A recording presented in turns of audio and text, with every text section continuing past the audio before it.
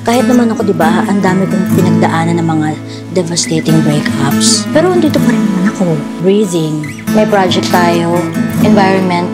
Biking.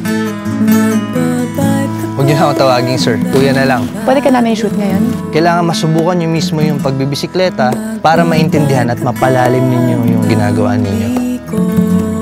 Oo nga pala, kailangan mo rin pala magdala ng boyfriend. Para pag naligaw ko sa gitna ng gubat, hindi ka malulungkot. Nagbabay ka na raw ulit. Ngayon ka lang tatawag uli to tell me this? Para walang nangyari, ha? Sabi nga nila, yung pagbibisikleta, parang lovemaking daw yan. Kapag ka nagawa mo na, hindi mo na makakalimutan. Ano tinitingnan mo? Ang cute mo din, no? Sabi mo, you wanted me out of your life. But that's not what I want. Umuwi ako dahil ito ang gusto ko. Sana maging masaya ka na. I will fight for her. Kala ko nawala na talaga ako eh. Alam mo mahanap kita.